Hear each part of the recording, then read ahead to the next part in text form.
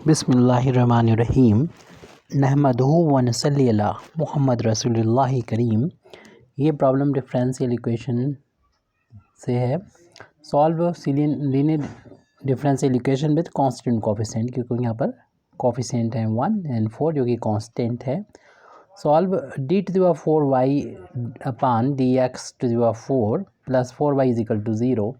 अगर हम D over D X को कैपिटल डी से डिनोट करें तो 2 बार डिफ्रेंसिएशन होगा, पावर 2 हो जाएगी। ऐसे 3 बार डिफ्रेंसिएशन होगा, डी क्यू हो जाएगा। अगर 4 टाइम डिफ्रेंसिएशन हो रहा है y का विद रिस्पेक्ट टू x, तो हम डी की पावर 4y लिख सकते हैं। Plus 4y is equal to 0। y right hand side में कॉमन लेंगे तो डी की power 4 plus 4y is equal to 0। इस तरीके के डिफरेंशियल इक्वेशन को सॉल्व करते हैं, जिसके 2 पार्ट में सॉल्व करते हैं हम लोग। एक तो कम्प्लीमेंट्री फंक्शन, दूसरा पर्टिकुलर इंटीग्रल। तो कम्प्लीमेंट्री फंक्शन को फाइंड करते हैं इसके एक्सिलरी इक्वेशन से। तो इट्स एक्सिलरी इक्वेशन इज, इसका जो एक्सिलरी इक्वेशन हम लोग फाइंड करेंगे तो उसमें y का जो कोफिशिएंट जो d का फंक्शन होता है, d की जगह पर m पुट कर देंगे कि power 4 plus 4 is equal to 0। अब हम यहाँ पर इस 4 को राइट हैंड साइड में ट्रांसपोज कर देंगे। तो m को जब राइट हैंड साइड में ट्रांसपोज करेंगे तो m की पावर 4 मिलेगा, माइनस 4 मिल जाएगा। तो इस 4 को हम लिख सकते हैं 2 का स्क्वायर, तो m की पावर 4 है ये। और यहाँ पर हम ऐसे भी लिख सकते हैं m की power 4 is equal to minus 1 into 2 की पावर 2। और m की वैल्यू फाइंड करेंगे तो ये 4th रूट लग जाएगा, नहीं माइनस 1 की पावर भी 1/4 हो जाएगी और 2 स्क्वायर की पावर भी 1/4 हो जाएगी। माइनस 1 को हम अगर लिखें इस तरीके से, कॉस पाई प्लस का आई साइन पाई के पावर 1/4, क्योंकि कॉस पाई की वैल्यू -1 होती है और साइन पाई की वैल्यू 0 होती है। इसे हमने पोलर फॉर्म में लिखने की कोशिश की है। और इसमें पावर हटाएंगे ब्रैकेट, तो ब्रैकेट के अंदर और बाहर की पावर का मल्टीप्लिकेशन हो जाएगा, ऊपर नीचे पावर कैंसिल होके 1/2 पावर रह जाएगी, 2 की पावर 1/2। तो m की वैल्यू यहाँ पर 2 की पावर 1/2 है, आई है यहाँ पर, और कॉस पाई और प्लस आई इंटू साइन पाई। क्योंकि देख रहे हैं कि m की पावर यहाँ पर 4 थी, m 4 पावर का एक इक्वेशन है, तो इसके 4 ही रूट होंगे, यानी m की 4 वैल्यू मिलना चाहिए। तो m की वैल्यू 4 लाने के लिए इसको जनरलाइज कर देंगे हम। तो m इज इक्वल टू 1/2 का मतलब स्क्वायर रूट होता है। इसको जनरलाइज कर दें पहले। जनरलाइज करने के लिए हम लोग जानते हैं इसे 2n पाई ऐड कर दिए जाते हैं, जो भी एंगल हमारे पास पहले है, साइन और कॉस दोनों में ही 2n पाई ऐड कर देंगे, पाई होल पावर इसकी 1/4 है।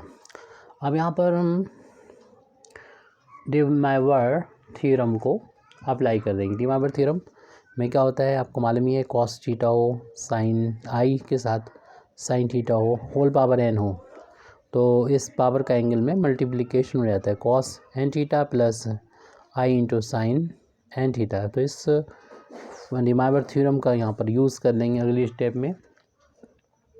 तो m की वैल्यू है √2 कॉस, जब इसमें मल्टीप्लाई करेंगे 1/4 का तो अपान में 4 आ जाएगा इस एंगल के। पाई यहाँ से कॉमन भी ले सकते हैं, तो हमारे पास 2n + 1 मिलेगा। हमने पाई को कॉमन लिया और 1/4 से मल्टीप्लाई किया तो अपान में 4 आ गया, प्लस आई इंटू साइन। ऐसे यहाँ पर भी सेम वही रहेगा जो यहाँ लिखा हुआ है। पाई को हमने बाहर लिया इन दोनों टर्म्स में से और अपान में 1/4 से मल्टीप्लाई कर दिया तो अपान में 4 आ जाएगा। इस तरीके से m की 4 वैल्यू फाइंड करने के लिए सबसे पहले तो हम यहाँ पर n की वैल्यू को 0 रखेंगे, फिर 1 रखेंगे, फिर 2 रखेंगे, 3 रखेंगे।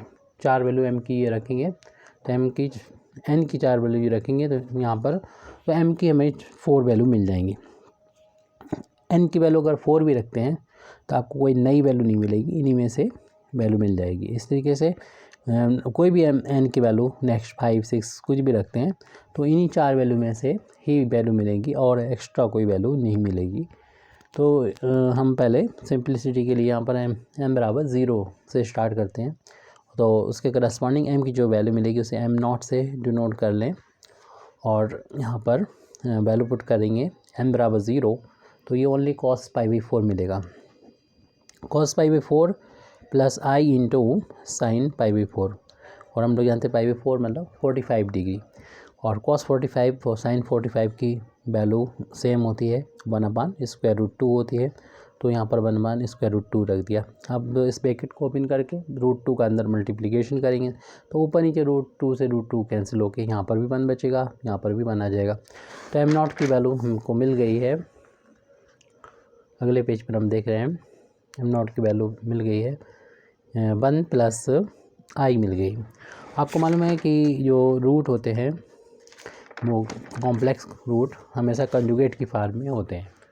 तो अगर ये एक रूट ये m की वैल्यू का, दूसरा 1 माइनस आई भी होता है। आप चाहें तो बिना डायरेक्ट भी लगा सकते हैं, m की एक वैल्यू दूसरी वैल्यू ये हो जाएगी, यानी आई के साइन को चेंज करेंगे। हालांकि हम सब वैल्यू को निकाल के फाइंड करके दिखाएंगे। n बराबर जब 0 रखा था तो m0 मिला। n की वैल्यू जब 1 रखेंगे तो m1 इस रूट को कह दें, और हम m की वैल्यू भी यहाँ पर जो लिखी थी, यहाँ पर n बराबर 1 रखेंगे तो ये 3 हो जाएगा, 3 π/4 हो जाएगा। बाकी चीज़ें तो वैसे ही रहेंगी, इसलिए इसको अगले पेज में हम लिख देते हैं √2 cos 3 π/4 प्लस का आई इंटू साइन 3 π/4। तो cos 135 की वैल्यू ये है 135 डिग्री।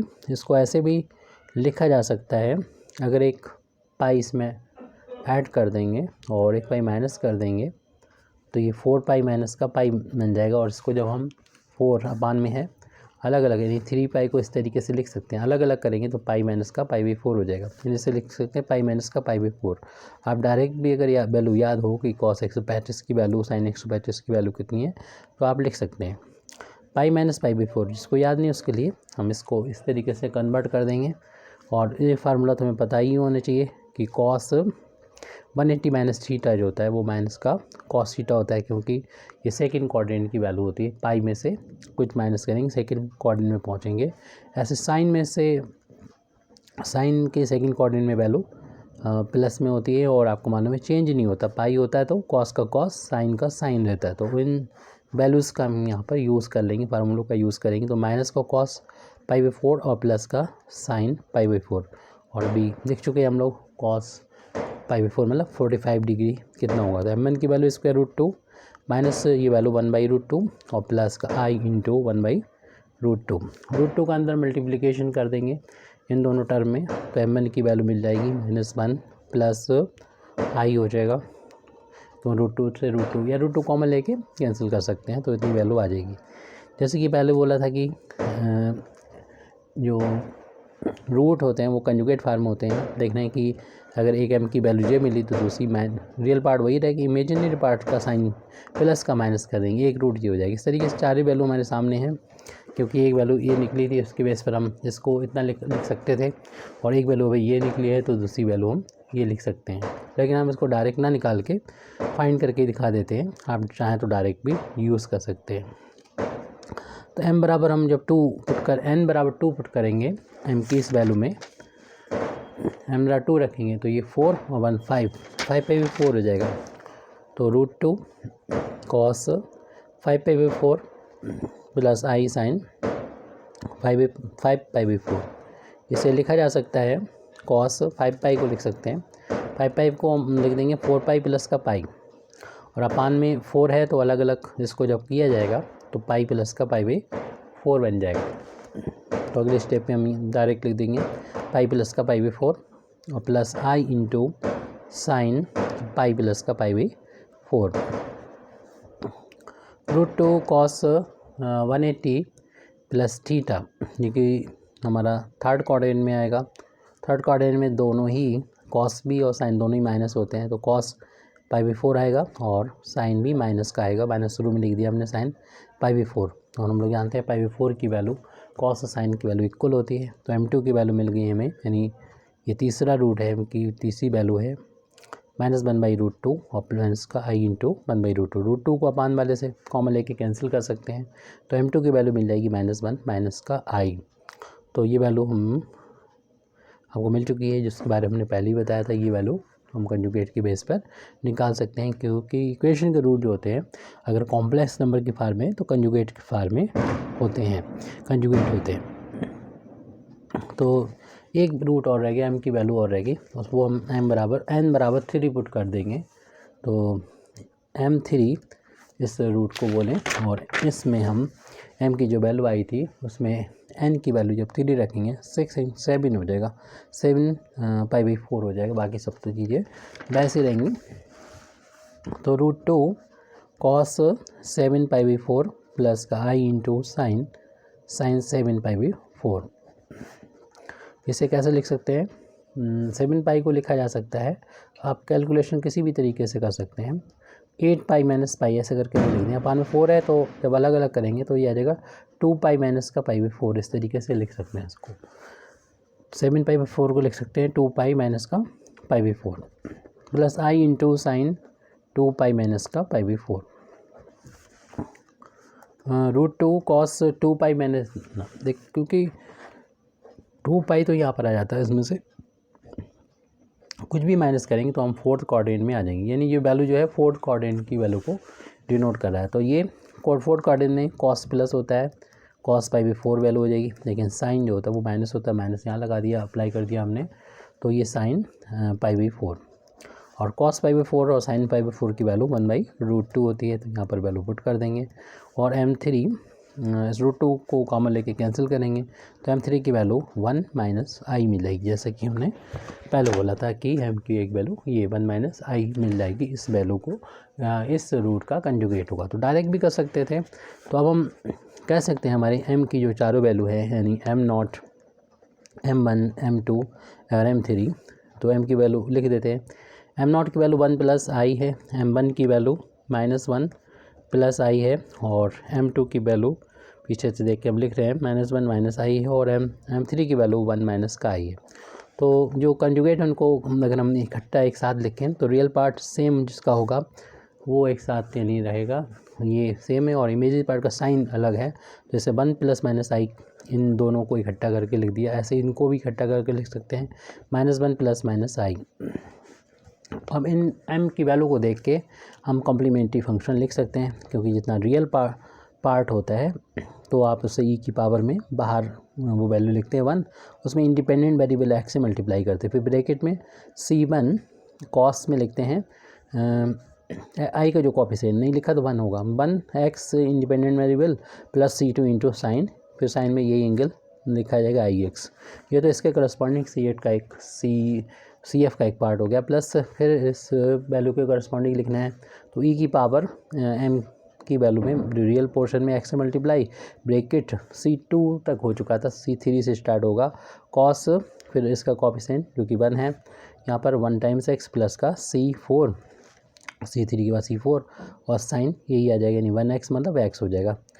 तो इस तरीके से हम सिंप्लीफाई करके लिख सकते हैं c1 e⁻x 1 × x हो जाएगा, c1 cos x प्लस का c2 sin x, 1x into 1x means x plus e⁻−x और c3 cos x प्लस का c4 sin x। इस तरीके से भी CF को लिखा जा सकता है।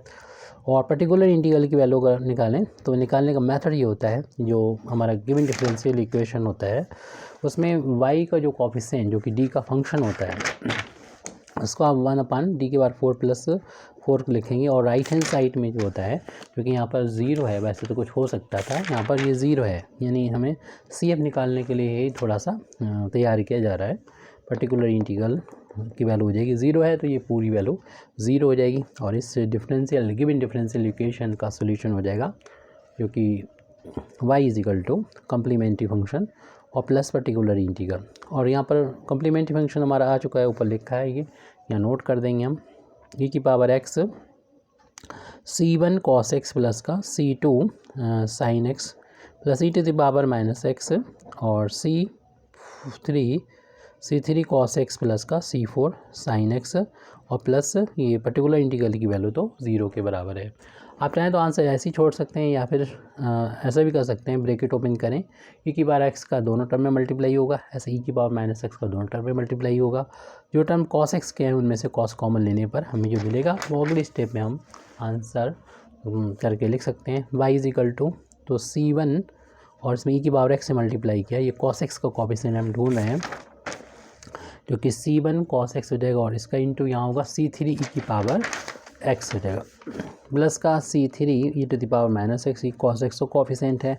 ऐसे sin x का कॉफिशिएंट हो जाएगा C2 e to the power x होगा, क्योंकि हमने sin x का कॉफिशिएंट देखा, ब्रैकेट ओपन होगा, e की पावर x का यहाँ पर मल्टीप्लाई हुआ C2 में, C2 e की पावर x sin x का कॉफिशिएंट, और e की पावर माइनस x का यहाँ पर मल्टीप्लाई होगा e की, तो C4 हो जाएगा, प्लस C4 e की पावर माइनस एक्स, ये sin x का कॉफिशिएंट हो जाएगा। तो आपका आंसर इसी फॉर्म में आ सकता है, मतलब इसी यही हो सकता है, या फिर हो सकता है इन्होंने जो कॉफिशिएंट यहाँ पर यूज़ किए हों वो A B C D या जो भी वो यूज़ करें हों वैसे आ सकते हैं। तो कॉफिशिएंट से घबराने की ज़रूरत नहीं है, कैपिटल में भी ये डिनोट किया जा सकता है। तो आंसर ऐसा नहीं कि आपका हल देखने में अलग लगे तो अलग हो, सेम यही आंसर होगा। ये कंप्लीट हमारा सोल्यूशन आ चुका है। Thank you very much Indeed for listening me व आखिर दावाना अल्हम्दुलिल्लाहि रब्बिल आलमीन।